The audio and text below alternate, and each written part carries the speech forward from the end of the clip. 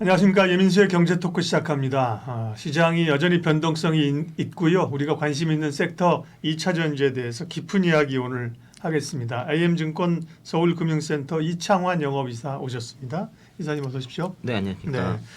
트럼프 행정부는 뭐 아직 이기가 출범을 안 했음에도 불구하고 트럼프와 주변 사람들의 발언에 따라서 출렁거리고 있는 거고요. 얼마 전에 2차 전지도 사실은 그 인수팀에서 뭐 보조금 검토한다 이러면서 한번 크게 빠졌었잖아요. 네. 그런데 트럼프 정부가 정말 이 세액 공제를 없앨 것이냐, 이사님은 없애지 못할 것이다라는 생각이신 거죠. 네. 네. 그러니까 2차 전지가 많이 그 섹터 많이 하락은 했는데, 네.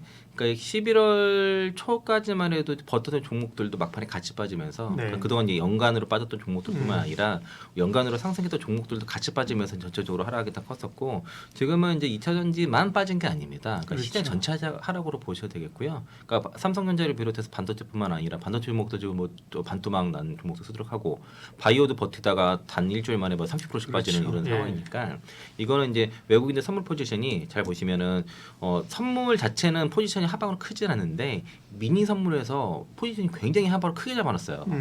누적 금액으로 미니 선물에서는 5,500억 정도 금액으로 그렇거든요. 그러니까 미니 선물을 이렇게 많이 잡은 사례가 별로 없는 상황이고, 이게 11월 옵션 만기일부터 이미 하방을 잡은 상태였고, 그래서 옵션 만기일 때 계속 하방을 밀었고. 네. 미니 선물은 주로 뭘 따르는 거죠? 네. 거기에 이제 그 말고 지수가 들어가는 거죠. 거기 그리고 이제 그 네. 주식도 들어가고 다 예. 들어가는 건데, 승수가 좀 작죠, 여기보다는.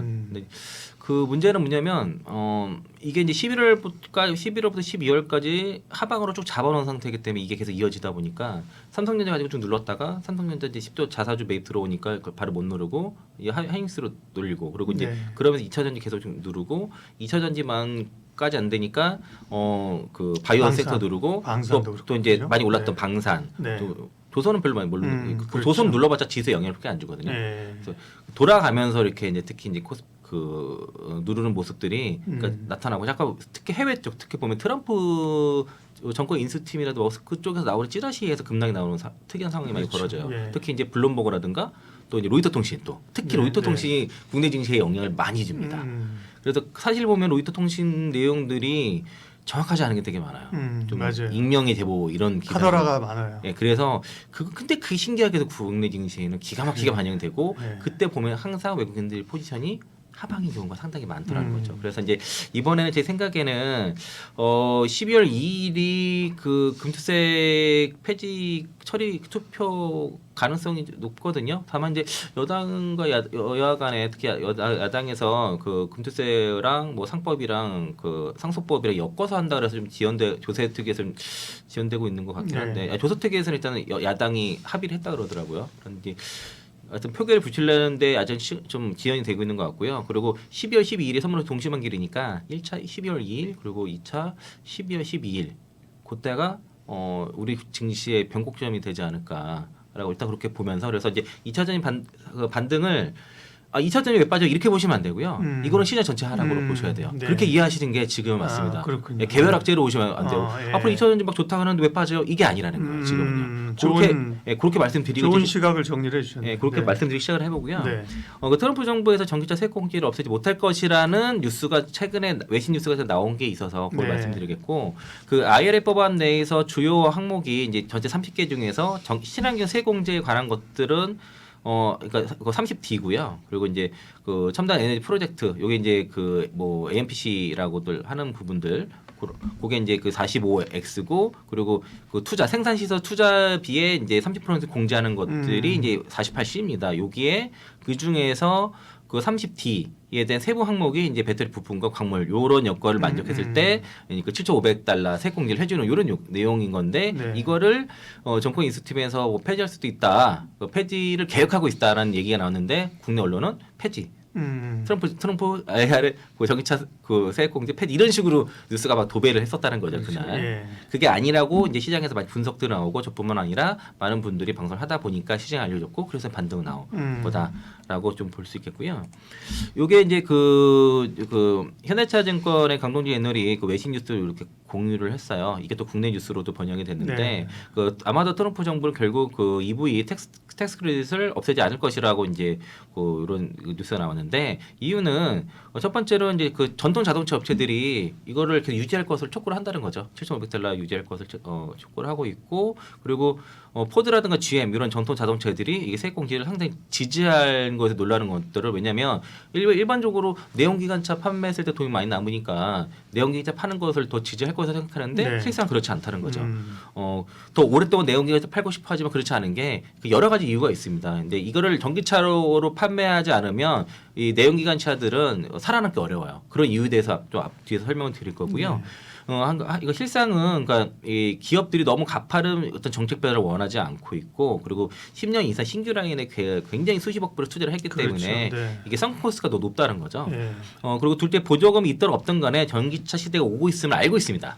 이 시대를 막을 수 없는 것이고 전기차 설령 예를 들어서 4년이 지나더라도 맞습니다. 다시 네. 그죠? 전기차를 그러니까 드라이브 이미 이제 그 전기차 네. 보급률이 신차 보급률이 10%를 육박하기 때문에 이거는 그 흐름을 막을 수는 없는 거예요. 그 전기차 판매가 기대보다 낮지만 신차 판매에서 침투율이 계속 높아지고 있다는 것들은 사실이고 그리고 그 중국이 계속 보조금을 줬잖아요. 그러면서 키웠던 거기 때문에 전기차 산업은 현재로서는 아직까지 보조금 산업이에요. 보조금을 많이 주는 곳이 성장을 하기 마련이고 보조금을 주지 않으면 성장을 못하는 그런 산업이기 때문에 중국과 경쟁을 하는 데 있어서 이게 보조금을 주는 게 특별한 일이 아닙니다. 이제는 익숙해졌어요. 그렇게 해야 된다라고 지금 보는 것이고 중국도 지금 전기차 구매가 이제 저렴해지도록 계속 배터리라든가 전기차에 보조금을 주고 있는 건데 미국이라고 안 할 이유는 없을 것이고요.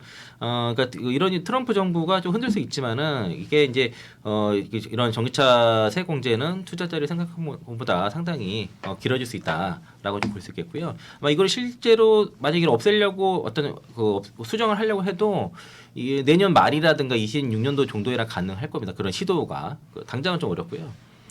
요게 요 앞에 요 외신을 국내 이제 요게 이제 그 글로벌 이코노믹이 외신 기사를 아직 번역을 많이 해서 많이 네, 맞아요. 올리거든요. 그 내용입니다. 그래서 이제 트럼프가 전기차 보조금 폐지의 논의에 착수를 했지만은 폐지를 포기할 수 있다는 전망이 나왔다는 그런 내용이었고 업체들이 보조금 폐지에 반대를 하고 있고 예.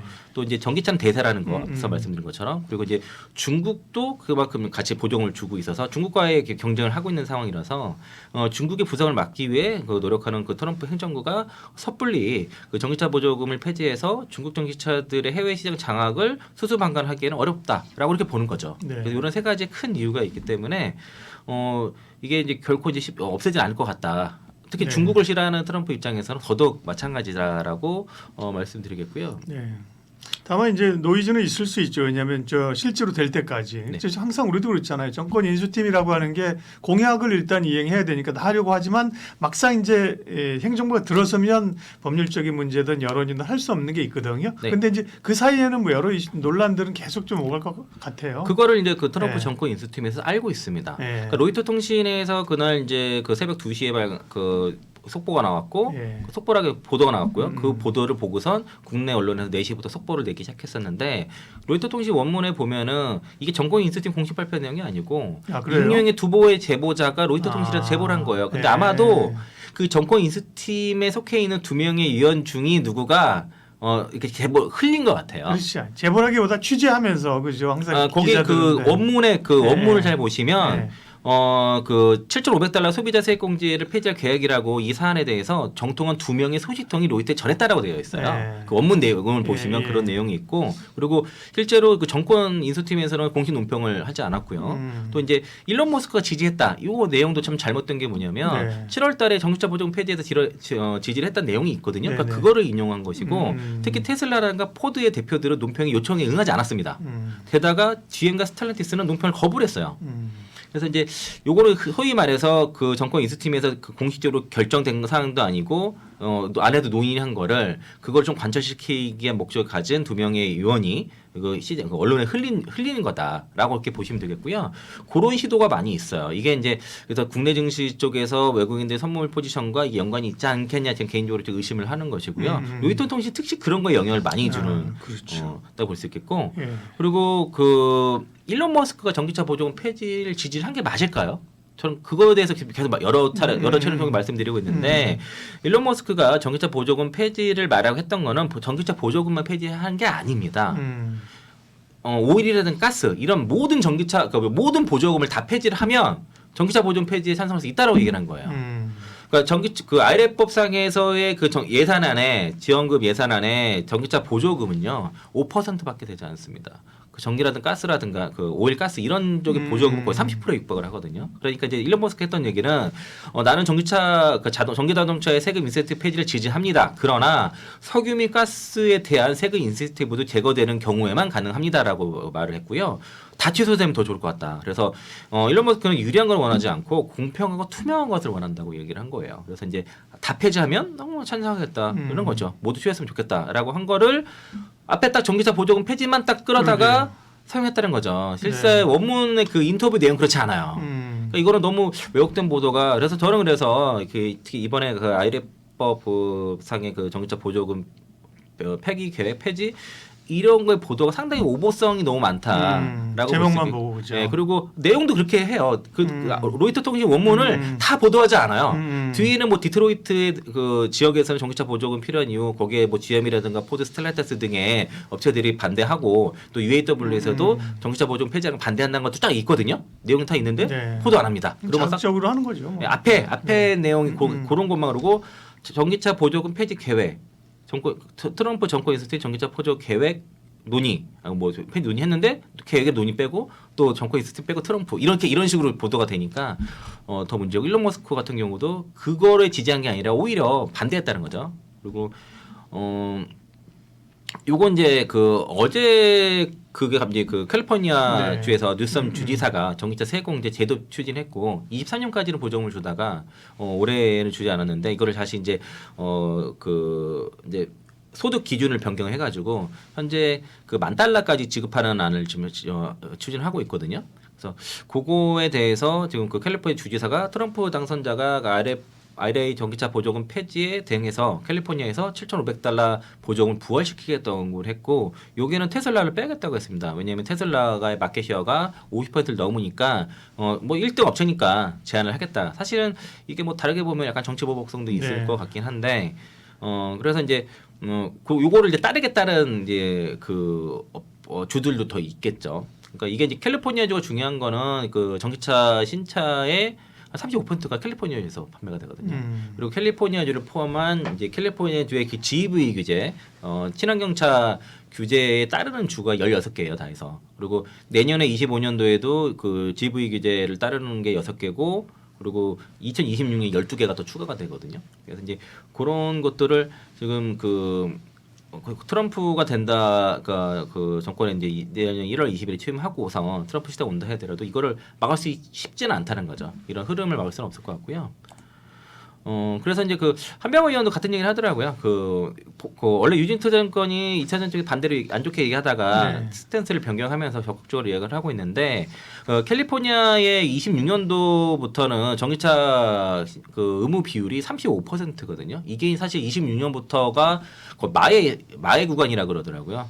이때 이제 요게 이제 GEV 규제가 그게 그 HC2 이따 다시 한번 설명드리겠지만은 그게 굉장히 까다로워요. 올해 캘리포니아가 전기차 비중이 25%인데 26년도에 35%까지 올리려고 하면은 굉장히 이제 압박이 심한 거죠. 10%를 더 올려야 되니까. 그리고 이제 이거를 트럼프가 없앨 수 있기 때문에 이 소송을 할 수 있거든요. 그거를 캘리포니아에서 대비하기 위해서 이미 소송 비용까지 추가 예산을 통과시켰습니다. 그리고 원래 그 세액공제 그 추진하는 거에 대해서도 사실은 그 캘리포니아주에서 이거를 통과시키지 않다가 트럼프 당선 이후에 그 직전에 그렇게 빨리 통과시켰어요. 네. 이 부분에 대해서. 그리고 이런 이제 캘리포니아를 포함해서 최소 11개 주는 그러니까 캘리포니아주를 빼고 최소 11개 주는 캘리포니아와 같은 그런 이제 길을 가고 있고 이 11개 주에 그러니까 캘리포니아 합친 12개죠. 이 12개 주에서 미국에서의 자동차 판매 40에서 45%고 전기차는 50에서 55% 비중입니다. 그러면은 이런 주에서 강력하게 제재를 하는 데 있어서 완성차 기업이 따르지 않는다. 그건 뭐 회사 망한다는 얘기라고 볼 수 있겠고 또 이제 아까 방금 말씀드린 것처럼 캘리포니아 보조금 제도가 대선 직전 그 주 상하원을 그 DCAP를 통과를 했어요. 그래서 서부 뭐 캘리포니아냐 이쪽 동부 뉴욕 쪽은 다 민주당 쪽. 네 맞아요. 예. 민주당 생사가 다 강하기 때문에 원래는 이제 이전에는 캘리포니아 주에서 보조금 7,500달러였거든요. 네. 그게 이제 그 DCAP라고 해가지고 소득 기준 낮추는 대신에 $10,000 이상으로 상향했는데 아마도 근데 이게 $10,000로 가지 않고 7,500달러 가지 않겠냐 이런 예상을 해보는 상태고 여기에 대한 법도 통과했고 예산도 통과했고 그리고 또 이제 혹시라도 그 트럼프가 소송을 통해서 이거를 무력화시킬 걸 대비해서 그 소송 비용까지도 이미 예산 다 준비를 해놨다라고 볼 수 있겠고요. 그리고 그 아래법 폐지에 대해서 막 그 로이터 통신발 뉴스 나오고서 막 시장에 요동이니까 그 제로 배출 교통협회라고 해서 그 제타라고 하거든요. 여기에는 이제 테슬라도 포함됐습니다. LG 에너지 솔루션을 포함해서 배터리 완성차 기업들이 대거 이제 구성된 그 제로 배출 교통협회인데 여기는 주로 전기차 업체들이 다 주로 있어요. 완성차 기업들보다. 여기서는 아이레법 그 전기차 배터리 보조금 폐지 철회에 대해서 긴급 성명을 발표했고 테슬라가 들어갔다는 거죠. 테슬라는 그 도리터 통신 보도대에서 논평에 응하지 않았고요. 그런데 이 제타를 통해서 같이 공동 성명으로 그 전기차 보조금 그 전기차 배터리 보조금 폐지에 대해서 철회를 긴급성을 발표한 거기 때문에 테슬라는 공식적으로 반대를 한 겁니다. 그리고 또 이제 테슬라가 그 정권 시스템의 세액공제 폐지를 지지했던 내용 자체는 그럼 안 맞는 거죠. 이게 사실과 다르다. 근데 이거는 좀 정정 보도를 좀 빨리 했으면 좋겠는데 여전히 그 일론 머스크 지지했다는 뉴스가 많이 나오고 있고 또 이제 그 대선 전에도 그 지난 이제 7월달에도 공화당 내에서 그 IRA법 폐기를 반대하는 의원이 18명이 있었고요. 이 중에서 14명이 이번에 하원에 당선이 됐습니다. 그리고 23년도에 그 아래법 무력화 법안이 이제 상정됐어 그 공화당에서 발의가 됐었는데 여기 대해서 반대를 했던 의원이 그 저기 14명 있었어요. 이 의원들도 당선이 돼서 그래서 아이레법 폐지와 또 그리고 여기서 반대하는 의원이 공화당 하원에 18명이 있는 상태예요. 그러면은 현재 이제 그 트럼프 내각에 차출된 의원들이 한 3명 정도 되는 것 같거든요. 그러면 218명이 과반인데 한 3석 정도 부족한 과반인 거죠. 왜냐면 그게 전체 수에 빠지니까 과반은 과반이지만 3석 정도 부족한 과반이라서 그 뭔가 IRA법을 폐지는 일단은 어렵고요. 왜냐면 필리버스터를 막을 수 없으니까. 그래서 정권 인수팀에서도 폐기는 민주당에서 동의하지 않으면 어려우니까 예산 조정권을 쓰려고 이렇게 행기라서 애초에 폐지 계획을 했다는 것 자체가 많이 안 맞는 거예요. 그 정권 인수팀에서도 폐지는 어려울 것 같아서 예산안 조정권을 쓰겠다라고 지금 이제 그렇게 논의를 한 건데 너무 지금 과하게 반응을 했다고 볼 수 있겠고요. 그리고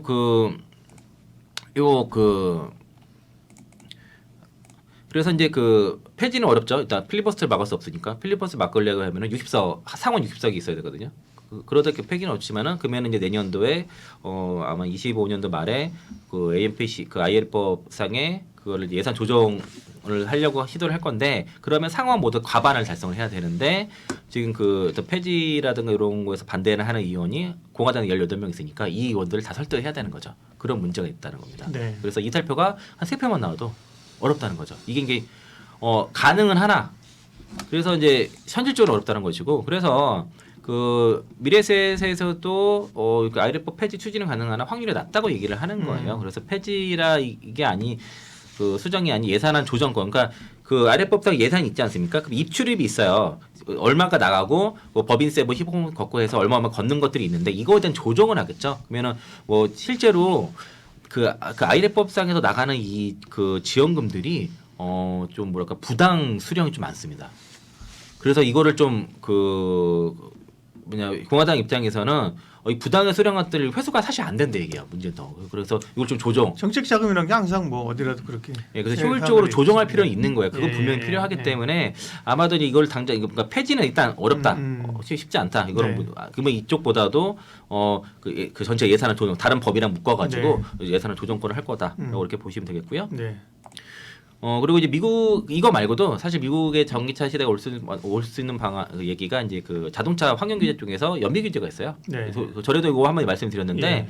도로교통 안전국의 그 기업 평균 연비 규제 제도가 있거든요. 카페라고 하는데 사실 그 트럼프가 맨데이터 얘기했던 게 사실 이 부분이었어요. 이 부분에 대해서 이제 말씀드렸던 건데 또 로이터 통신발에서 트럼프 정권 인수팀이 이것도 폐지할 연비 규제 폐지 계획이란 보도가 또 나왔어요. 같은 형태로 또 이것도 두 명의 그 소식통이 등에서 트럼프 정권 인수팀과 접촉하는 두 명의 소식통이 해서 밝혔다고 이렇게 누군지도 몰라. 또 그렇게 됐어요. 여기서는 아예 트럼프 정권 인수팀에서 혼자라고 하면 신뢰성이 떨어지니까 네. 두 명이라고 적어. 이 보도에 대해서도 아예 또 논평에 응답하지 않았습니다. 똑같은 형태로 또 공격이 됐지만 이게 패턴이 익숙하니까 이날은 주가 빠지지 않았어요. 이걸 보고선.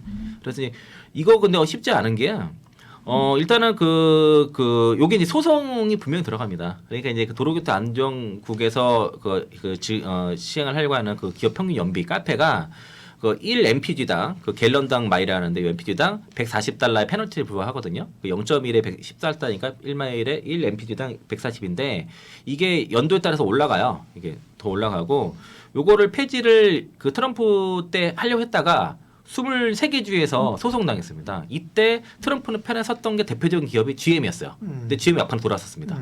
이거 폐지 소송을 거의 전면에 섰다가 하지 않는 쪽으로 막판에 돌아섰었고 이게 이런 식으로 지금 상당히 이제 폐지에 대해서 소송이 불가피하고 이미 바이든 정부에 상당히 낮춰놓은 상태예요. 그래서 이제 상당히 이제 그 기업들의 로비가 작용해서 상당히 낮춰놓은 상태이기 때문에 이게 한다 해더라도 크게 실효는 크게 없습니다. 상징적으로는 할 것 같아요. 하지만 어차피 소송으로 들어간다. 특히 아까 말씀드린 캘리포니아주를 비롯한 따르는 지금 16개 정도 되거든요. 총 16개 주인데 이 ACC2라고 해가지고 어드밴스드 클린카 2라고 해요. 이게 그냥 ACC가 있어요. 이거보다 더 강화된 게 ACC2인데 이게 이제 그 22년 8월달에 2035년까지 캘리포니아주에서 판매되는 모든 승용차 및 경트럭이 모두 무공해차 GV로 판매된 한 규정판이 이겁니다. 그래서 2030년까지 그 전기차 판매 비중 100% 이게 이 규정이에요. 그래서 그러니까 GV라는 게 전기차, 플러그인 하이브리드 그리고 이제 그 연료 전지차 요 의미하고 25년 내년 비율이 22%고요. 26년 기준이 35%입니다. 아까 설명드렸잖아요. 이 35%가 진짜 마의 구간이에요. 정말 어려운 구간이고 또 하나가 이게 또 문제가 뭐냐면 이 굉장히 높기 때문에 분명히 하고 여기에 17개 주가 현재는 캘리네 액트를 엑스섹션 177이라고 해가지고 요거를 캘리포니아 법을 전체 차에 형용하거나 일부 채택을 한 상태예요. 그리고 요거를 그대로 완벽하게 그냥 따르는 주가 내년에 6개, 26년에 12개 이렇게 있는 거고요. 어쨌든 간에 이제 아까 캘리포니아주를 비롯한 그런 지역들이 전기차 판매의 한 50에서 55%를 차지하기 때문에 당연히 의존도 높을 수밖에 없고 또 하나가 문제가 내년까지는 내연기관차 한 대 생산시 이 주에서는 벌금을 5,000달러 내거든 대당. 근데 26년부터는 10,000달러입니다. 20,000달러 냅니다. 그러니까 이게 비율이 높지만 대당 생산했을 때 벌금 어마어마해요. 그러니까 이거는 좀 이거 아마 이 내년도 가게 되면 벌금 1조 낼걸요. 이대로 그냥 그대로 간다 했을 때. 그러니까 이거는 회사가 망할 수밖에 없기 때문에 이런 흐름이고 여기에 그래도 업체들 대비에 그래도 된 기업이 기아 현대라든가 테슬라라든가 그 정도로 보시면 좋을 것 같습니다. GM도 올해 최근에 좀 안 좋아졌고 그래서 여기 미국 완성찬 별 연비 및 이산화탄소 배출 평균 변화 현황을 좀 내용을 제가 한번 보니까 대략 현대기아라든가 테슬라 정도가 좀 대비를 잘한 편이다라고 좀 보시면 되겠고요. 나머지 기업들이 좀 대체로 좋지는 않아요. 그래서 그런 봤을 때는 지금은 또 현대기아차가 향후에 이제 전기차 시장 갔을 때 상당히 미국 특히 북미 시장에서 주가가 될 가능성이 상당히 높다라고 볼 수 있겠고 이번에 아이오닉 9 차를 보니까 차 기가 막히게 잘 나왔습니다. 거의 이제 그런 차라고 하면은 북미를 겨냥해서 나온 차인데 미국 사람들 환장할 것 같아요. 그래서 아마 올해의 차로 선정될 가능성이 상당히 높다라고 볼 수 있겠습니다. 네, 최근에 노스볼트 파산과 관련된 K 배터리의 영향들 짚어볼게요. 사실은 노스볼트 파산 얘기가 일도 뉴스가 없다 느닷없이 나온 건 아니고 그런 가능성들이 계속 얘기 흘러나오지 네. 않습니까? 그러다 이제 결국 이제 파산 절차를 거친다는 거고 기본적으로 물론 K 배터리에 뭐 그렇게 K 배터리를 위협할 만한 상대는 아니지만 그런 업체 하나가 파산했다는 거는 다른 업체들에게는 뭐 경쟁 관계에서 좋은 거죠. 네, 그렇죠. 네. 그러니까 저는 이제 그 노스볼트 그 파산 건에 대해서는 네. 단순히 그 노스볼트 그 경쟁장 하나 없어졌으니까 뭐 물론 그 K배터리 수혜되겠다라는 생각은 분명히 당연한 건데 네. 이런 것보다도 그 배터리 산업에서의 이거는 이제 수요보다도 공급단에서의 변화라고 좀 보고 있습니다. 그래서 그렇죠. 이제 예를 들면 이제 노스포스트가 파산했을 경우에는 그러면은 수혜를 보는 기업도 있겠지만은 노스포스트에 납품하는 장비라든가 뭐 소재 기업도 피해 볼 수도 있는 그렇죠. 거거든요. 예, 근데 예. 그것보다도 전체 시장에 그 공급자가 하나 없어진다고 하면은 그만큼 지금 가뜩이나 재고가 많이 쌓여 있는 배터리 산업의 입장에서는 신규 공급자가 많이 없어진다 했을 때는 그거는 공급의 변화가 생긴 거거든요. 그러니까 뭐든지 가격이라는 게 수요와 공급에서 그렇죠. 수요가 많이 올라가거나 아니면 공급이 줄어들었을 때 좋아지는 건데 지금 공급이 줄어드는 이슈로 그렇게 보고 있고 여기는 이제 그 노스보트뿐만 아니라 일단은 배터리 메탈 쪽 이게 어쨌든 그 배터리라는 게 그 안에 들어가는 메탈부터 해서 네. 광물부터 해서 소재 그렇죠. 쪽으로 하면서 배터리가 만들어지는 거기 때문에 이 전체 공급망을 봐야 되는데 최근에 이제 배터리 메탈 쪽 특히 리튬과 니켈 쪽의 공급의 변화가 좀 있는 것 같습니다. 특히 이제 최근에 미래에셋에서 그 최유진 그 애널리스트가 발표한 그 배터리 메탈 소재 25년도 연간 전망 자료가 있는데 그걸 한번 좀 보셨으면 좋겠고요. 네. 대체로 그 배터리 메탈 쪽에서 특히 리튬이라든가 이런 부분에 있어서 상위 업체들이 지금 공급 조절 가능성이 있다라고 보고 있고 이런 공급 조절이 되게 되면은 향후에 가격 받는 가능성이 높다라고 본다는 거죠. 그런 이유가 최근에 탄산유투 가격이라든가 뭐 그 래피도 라이트 통합이라든가 호주산 그 스포트민 가격들이 거의 원가 수준에 지금 근접을 한 상태고 이렇게 해서 특히 8만 위안이 깨지게 됐을 경우에는 그 생산업과 외리 업체들부터 점점 공급 효소가 될 것이고요. 요게 생산업과에서 우월한 쪽 리튬 업체들이 이제 엘버말과 이제 SKM 정도로 이렇게 보시면 좋을 것 같고 뭐 중국 업체 일부도 있겠죠.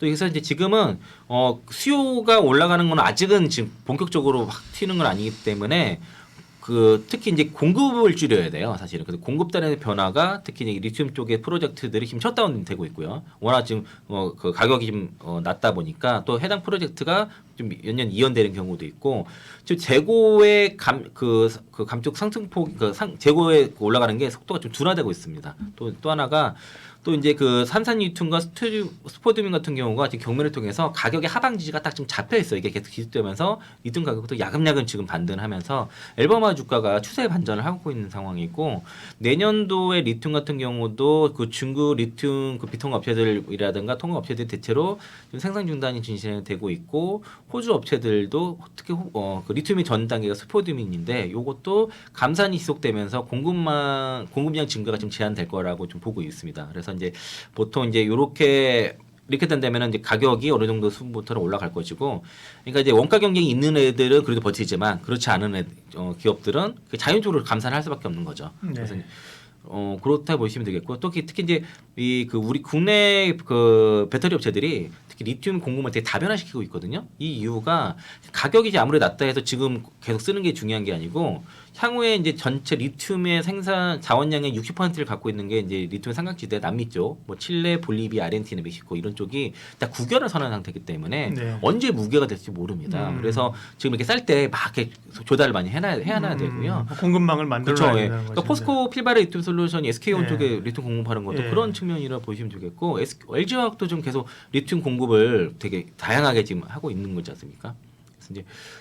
그래서 이제 제가 이거 뭐 공유가 될지 모르겠는데, 대체로 보면은 탄산리튬 현물가라든가 그런 광물 업체들이 생산 비용이 거의 원가 수준에 도달을 했고, 그래서 지금 그 생산자의 그 어떤 그 생산 비용 기준에서 원가에 대한 위에 있는 기업들은 괜찮지만 그렇지 않은 기업들은 빠르게 감소를 하고 있는 상황이고, 리튬 가격이 지금 바닥을 찍고 점진적으로 올해 내년 27년까지는 반등할 것으로 미래에셋에서 보고 있는 상황이고요. 네. 또 리튬 가격, 니켈 가격도 최근에 계속 급락을 하다가 좀 하방을 지지하는 모습들을 보여집니다. 그래서 올해 말부터 27년까지 좀 리튬 가격 가격의 상승과 그리고 28년까지도 그러니까 27년 좀 쉬었다가 다시 28년까지 올라가는 그 리튬 가격이 바닥 찍고 좀 전진적으로 상승하는 이런 좀 관점에서 보고 있어서 그러면 이제 광물 가격이 안정된다고 한다면은 그 배터리라든가 소재 기업들의 이익은 안정이 되니까 지금은 뭐 광물 가격 추이라든가 여러 주가 네. 상으로 다 바닥에 있지 않냐라고 볼 수 있겠고 사실은 이제 그런 공급 사이드에서 주로 수요를 언제 회복되는가 이걸 보고 있었고 공급 사이드는 어떻게 보면 잘 안 봤어요. 왜냐하면 기대가 낮아져 있거든요. 네. 리튬 가격도 뭐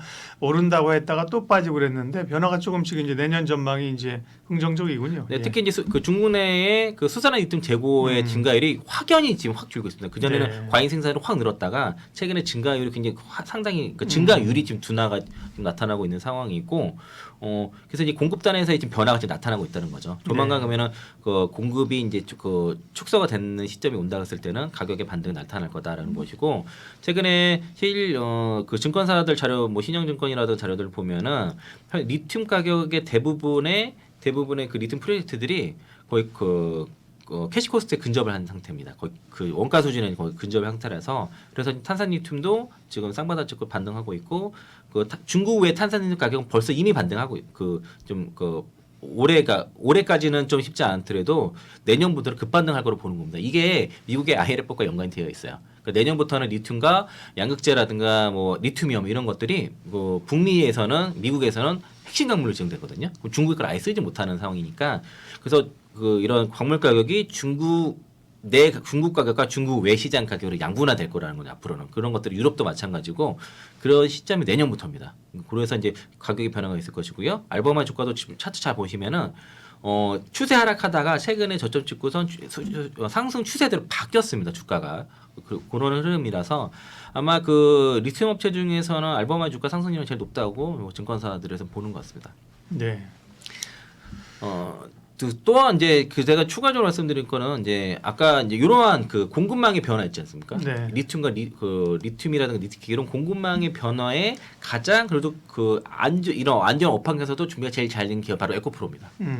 에코프로가 2년 전부터 이 니켈 이 광산 투자를 많이 했었어요. 2년 전부터. 그러니까 다른 기업들은 그걸 이제 캐중 구간에서 쉽게 많이 못했던 건 아니 프로젝트를 후퇴하는 반면에 포스코 같은 경우가 제일 적극적으로 하지 않았나 싶었는데 에코프로 그룹도 그런 쪽을 네, 그러니까 포스코 그룹은 에코프로의 모델 코드 따라한 거거든요. 네. 카피했던 거고. 네. 그래서 에코프로가 겪어서 시행착오를 그대로 다 겪고 있는 상황이고요. 예상보다 지연되지 않습니까? 네, 네. 포스코 홀딩스의 그 R&T나 우레 또 여모 리튬 같은 경우도 원래 준공 예정일이 4월이었다가 네.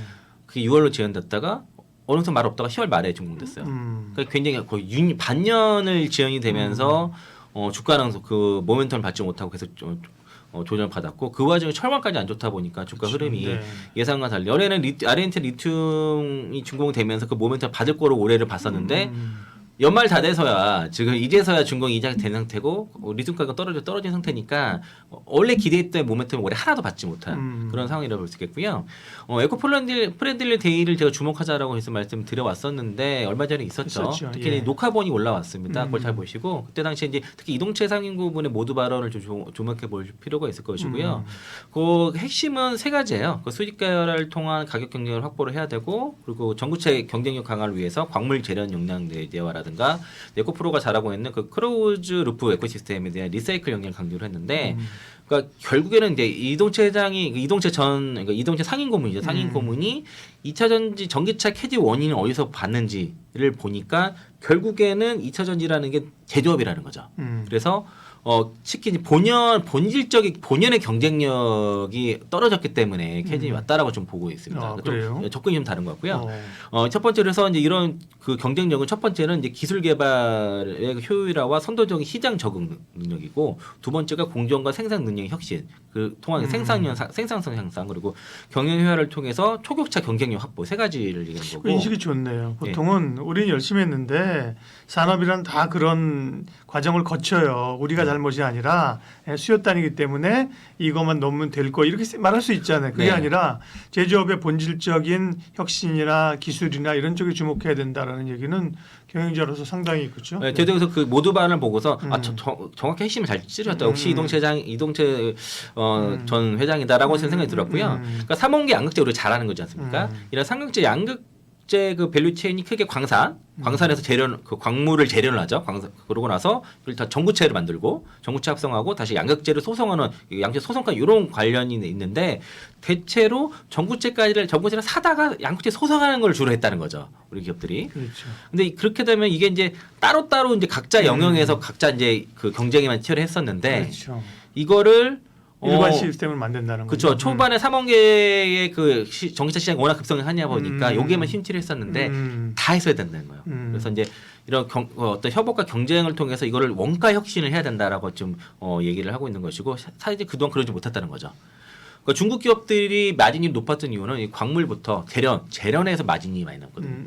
그러니까 예전에 리튬이 올라갔을 때 리튬 기업들이 막 영업이익률이 막 70%대 맞고 뭐 밑에서 40%대 맞고 그럴 시절이 이 광물 재련을 했기 때문이에요. 거기서 부가가치가 많다는 것이고 그래서 이제 본원적 경쟁력을 강하게보다 준비도 없이 성급하게 과잉 투자를 했다는 것들이 문제라고 지금 냉정하게 지적을 하고 있습니다. 그래서 이제 이런 부분에서 에코프로가 이제 앞으로 이걸 극복하기 위해서는 잘하는 건 결국 3원계 배터리이기 때문에 이 3원계 배터리의 기술 경쟁력이라든가 가격 경쟁력을 확보를 해야 된다. 예. 이걸 하지 못하면 그러니까 기술과 가격 경쟁력을 확보하지 못하면은 중국 업체들한테 뒤처질 수밖에 없다라고 얘기를 해서 그 해결책을 내놓은 게 첫 번째가 바로 수주가를 통한 가격 경쟁력 확보, 가격 파괴입니다.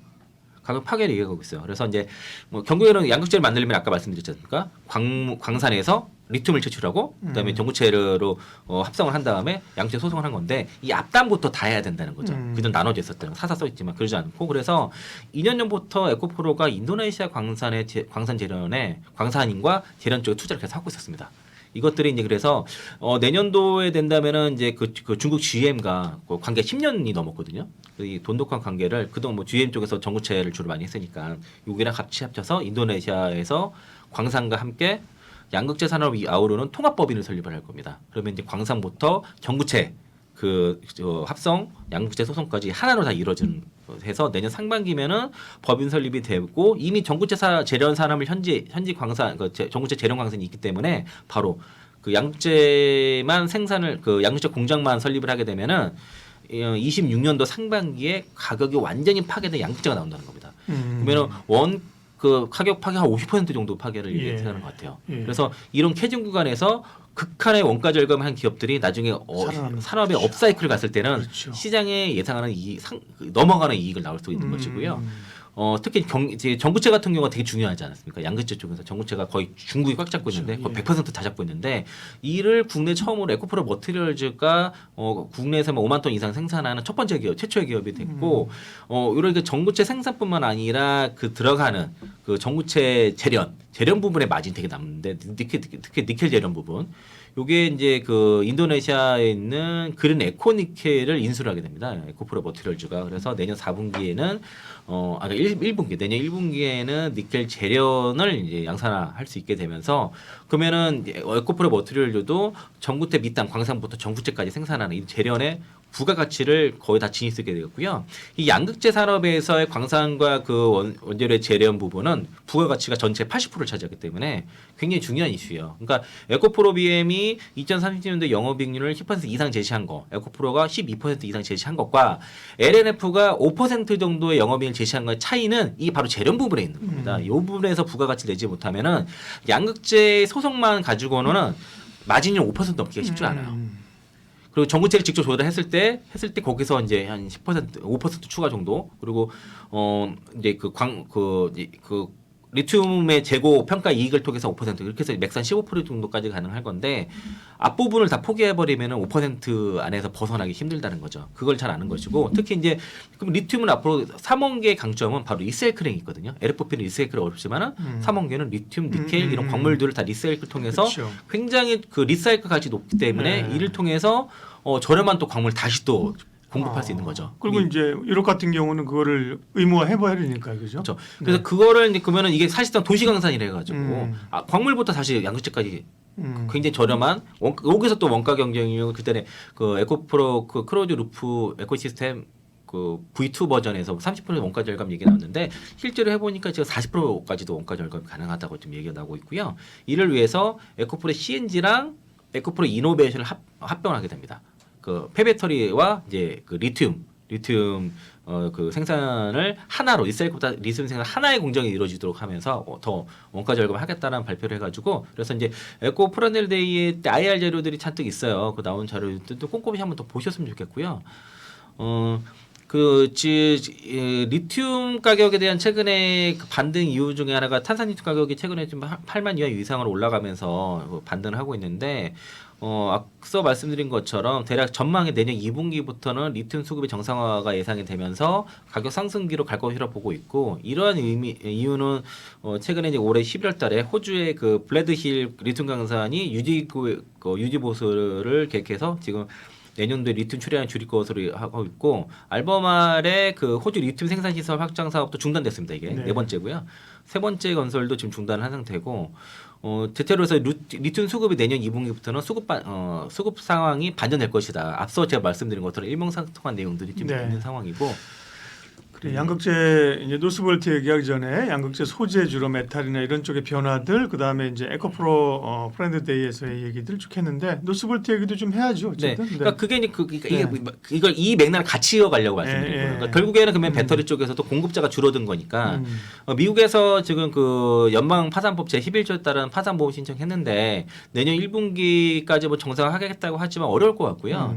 노스볼트가 주로 각형 배터리를 생산을 하니까 거기에 이제 대주주인 뭐 폭스바겐이라든가 뭐 투자를 했던 BMW 같은 경우에 여기 그 다른 업체로 지금 공급망을 변경을 하고 실제로 BMW가 여기 더해서 이제 그 삼성 SDI로 지난번에 그 노스볼트와의 계약을 취소하고선 7월 달이었죠 그게. 네. 그래서 20억 달러 정도 되는데 이거를 이제 SDI로 변경한 사례가 있으니까 그럼 각형 배터리를 만드는 기업이 뭐 SDI라든가 뭐 CATL이 이런 업체가 수혜가 될 것이고 거기에 들어간 밸류체인인 뭐 양극재나 에코프로비엔, 포스코표체, 전구체, 에코프로 머티 뭐 이런 것들이 이제 수혜를 볼 것이라 하는데 저는 이제 이런 관점보다도 이게 이 의미가 결국엔 배터리를 만들기 어렵고 신생 배터리 업체들이 이런 메인스트림에 진입하는 게 굉장히 어려운 그런 사례를 보였다고 볼 수 있겠고요. 그럼 결국에는 공급자의 감소를 앞서 말한 겁니다. 공급망의 변화가 생겼다고 볼 수 있겠고 이를 그러면은 이게 이제 결국에는 수요뿐만 아니라 공급 단에서의 전기차 산업의 어떤 캐짐 극복하는 그런 이제 어떤 신호다라고 저는 그렇게 보고 있고요.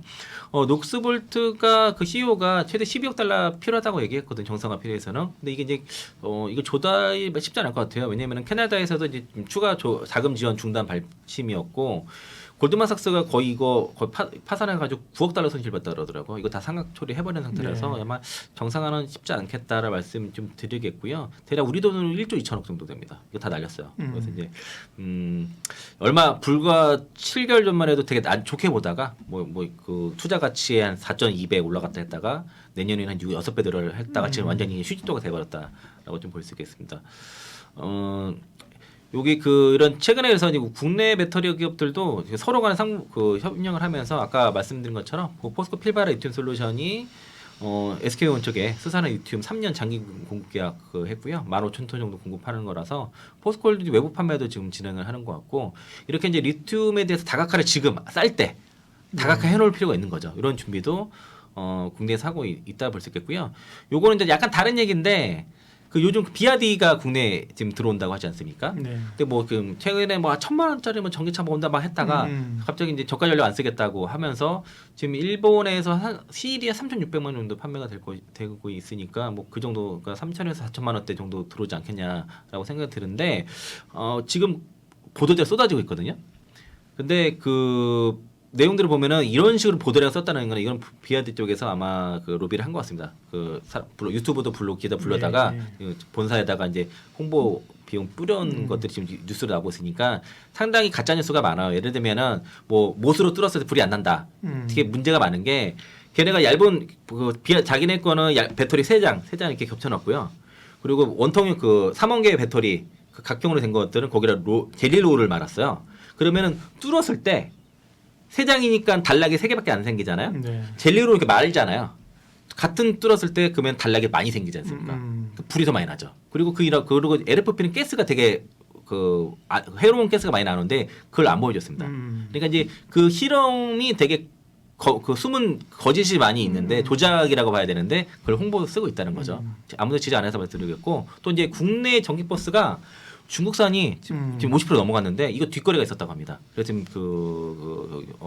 수사 당국에서 조사 중인데 알고 보니까 임명계획을 했던 거예요. 그러니까 전기차 버스가 3억인데 이게 이제 그 정부 지자체에서 2억을 주거든요. 그리고 이제 최소 부담은 무조건 1억을 내도록 했어요. 예전에는 전체 자금에 대해서 보조금을 주다 보니까 좀 많이 주네. 3억짜리를 2억을 보죠. 예, 그래서 이제 중국 전기차를 워낙 싸게 들어오니까 예. 똑같이 그럼 예. 중국 것도 1억, 우리 것도 1억 사게 그렇게 해놨거든요. 그런데 중국 업체가 더 많이 팔리는 거예요. 그래서 저는 이해가 안 됐어요. 아니 똑같이 1억을 내는데 왜 성능이 안 좋은 중국 걸 더 많이 그러게요. 사지? 이해가 안 됐는데 알고 보니까 중국 업체들이 뒤에 3천만 원을 백차지를 해준 거예요.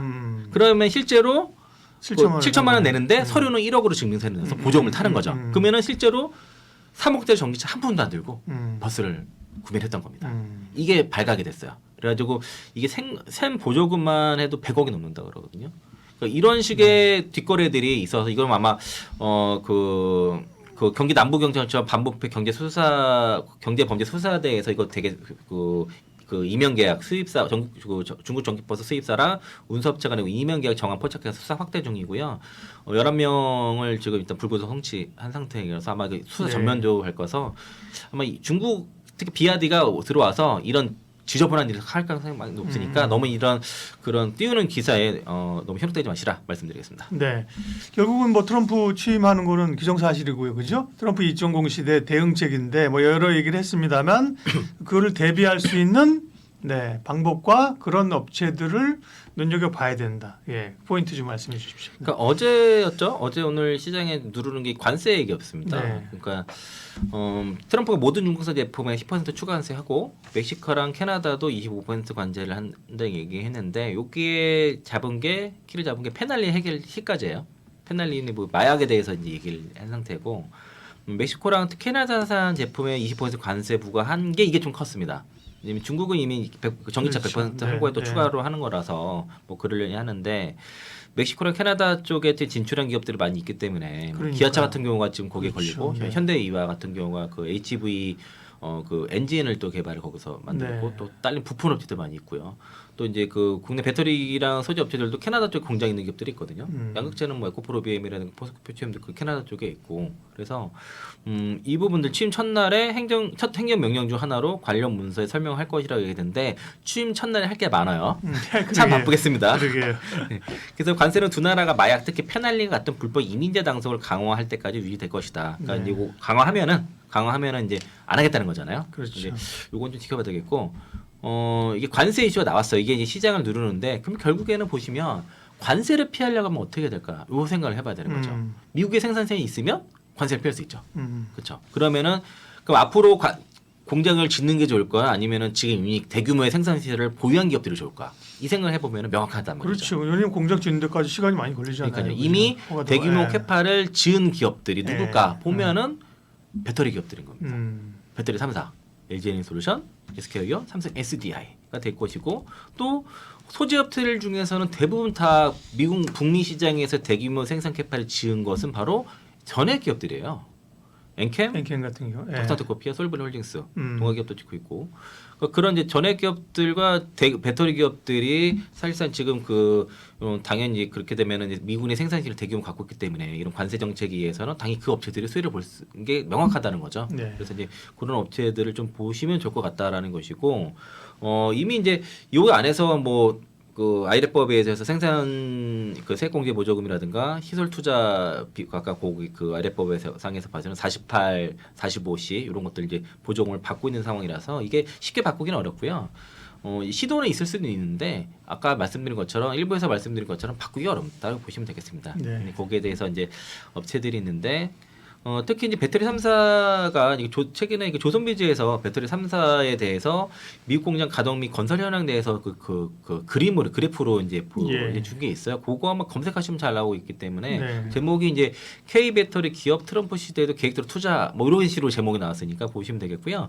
LG에너지솔루션이 대략 지금 목표가 가동 북미에서 313기가와트시 공장을 이제 지으려고 하고 있는데 현재 가동 용량이 이제 95 기가와트시에서 한 30.4%. 30%. 예. 그리고 이제 LG SK온이 182기가와트시 그 건설 예정이고, 근데 여기는 12% 정도, 22기가와트시 정도 들어가고 가동되고 있고, 삼성 SDI가 103기가와트시 예정입니다. 그래서 여기 33%, 32% 정도 가동되고 있는데요.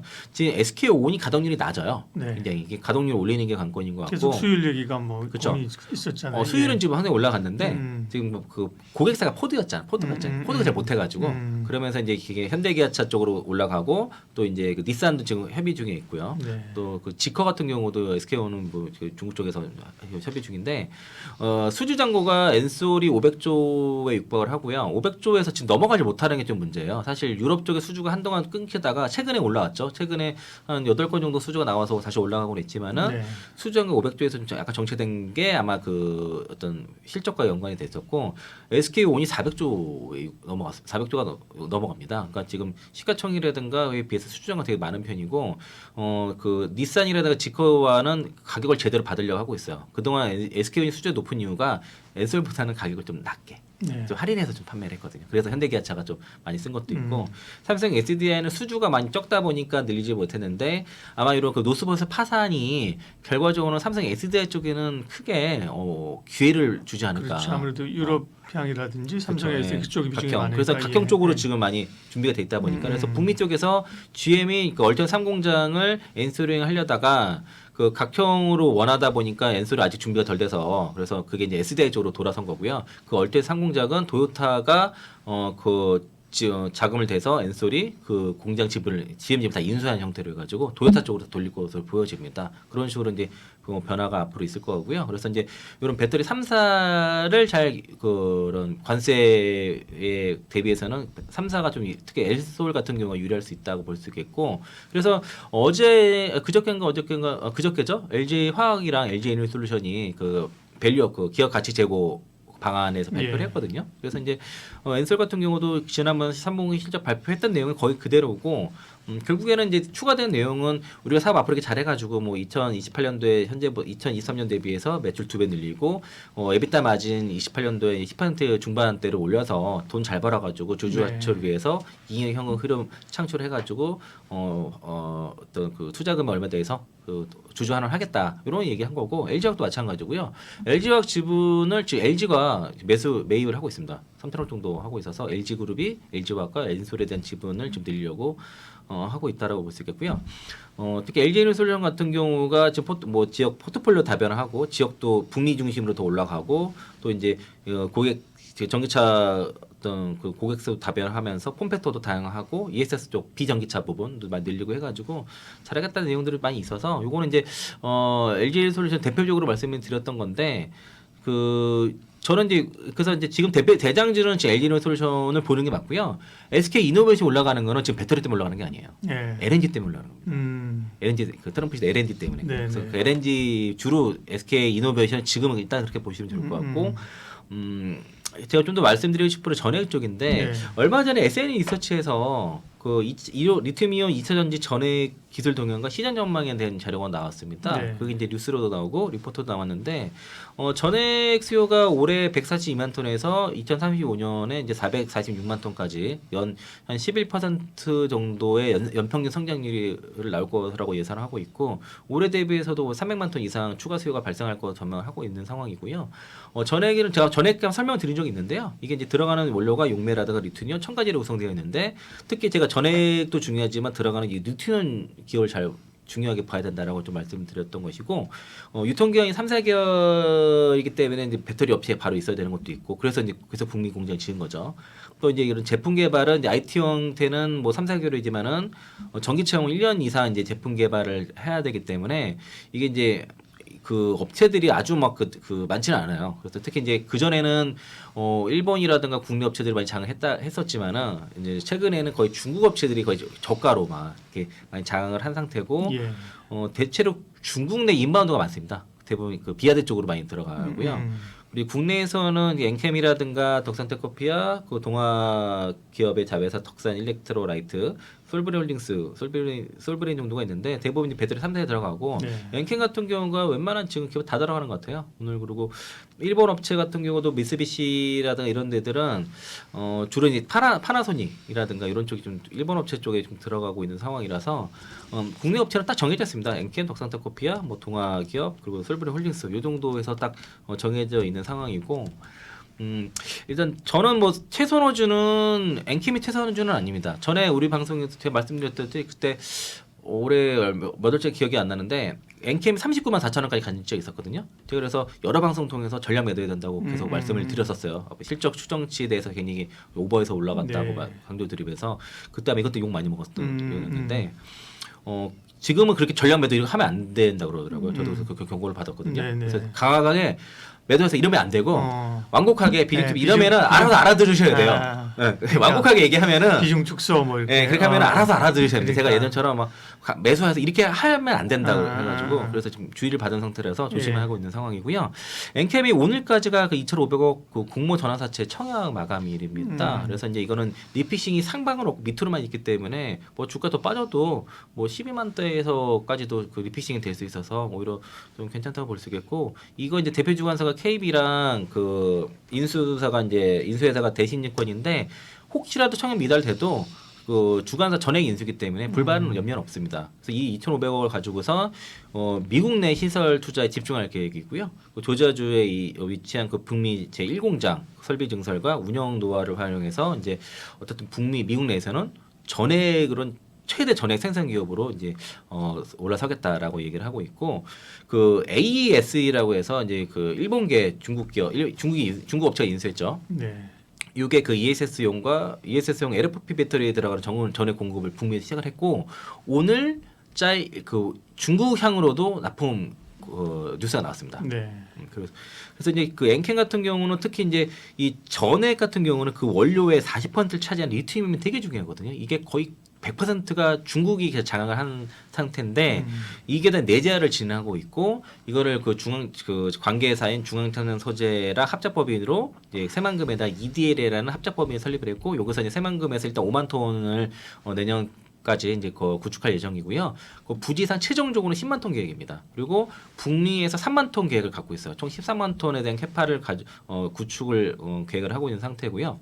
그래서 이제 이런 캐중 구간에서도 계속 꾸준하게 지금 투자를 하고 계속 대규모 생산 시설을 다지려 하는 이유가 북미에서 전액 시장이 거의 90%가 다 지금 중국 업체들이 그동안 차지했던 것들을 지금 국내 업체로 다 상당히 대체를 하기 때문에 여기에 대해서 이제 엔캠이 가장 적극적으로 하고 있고 덕산타 코피아 이런 뭐 솔브레홀딩스 기업들이 이제 생산 시설 구축을 해서 그 대비를 하고 있는 상황이고요. 또 연내 그 엔캠 같은 경우는 북미 조지아 1공장에서 10만 5천 톤까지 캐파 확장하고 25년부터는 뭐 테네시 그리고 캐나다 온타리오 텍사스 쪽에서도 이제 캐파 증설 좀 추진 중이라서 이런 기업 이런 자금들이 다 생산 시설을 가는 것이고요. 그게 다 매출로 다 찍힌다라고 볼 수 있겠고 또 기존 전액뿐만 아니라 그 전액도 리사이클링이 있습니다. NMP라고 해가지고 이거 리사이클 통해서 여기 통해서 이제 뭐 분산액 등의 이거 리사이클링도 하고 또 분산액 등도 신규 사업을 진출할 예정이고 중앙청산 소재도 리튬이온 사업 말고도 아마 연내나 내년 1분 전에 그 신규 사업을 발표를 할 것 같습니다. 그래서 이제 엔캠이나 뭐 중앙청산 소재 뭐 여전히 저는 그 전에는 매도 의견 드렸었지만 지금에서는 좀 뭐 매수도 가능하지 않겠냐는 그런 관점이고요. 오늘 이제 뉴시스에서부터 해서 오늘 이제 그 AS 쪽에 그 전액 공급사 선정됐다는 거는 이게 북미도 들어가지만 이제 중국향 또 이제 유럽향 쪽으로도 그 들어간다. 이런 관점에서 바라보셨으면 좋을 것 같아서 지금 엔캠 뭐 지금 뭐 매수 관점에서 볼 수 있지 않나 싶고 네. 2026년까지 북미 캐파 65만 톤 구축 목표입니다. 그래서 이제 아마 미국에서는 북미에서 1등 할 것 같아요. 엔캠 그 전액 쪽에서는요. 그래서 이제 엔캠 지금 가격이면 상당히 너무 많이 떨어졌다. 고점 대비 3분의 1 토건 났지 않았나? 이 정도면요. 39만 원대니까 지금 12만 원대인가 13만 원대인가 13만 원대니까 거의 3분의 1 토건 났네요. 지금 가격이면 뭐 해볼만하다 이렇게 봐서 그래서 이제 아까 이제 그 트럼프 관세에 대응하기 위해서는 북미 내 생산 시설이 있어야 되는데 그게 있는 기업들이 배터리 산사와 네. 전액 기업들이 중심이 있으니까 그런 관세에서 회피할 수 있는 기업들은 그 정도 선에 한번 투자해 보시면 어떨까라고 말씀드리겠고 다만 엔캠은 제 탑픽이 아니다 말씀드리겠습니다. 네. 2차 전지에 대한 부분별 깊은 이야기 IM증권 서울금융센터 이창환 이사님 함께했습니다. 고맙습니다. 네, 고맙습니다.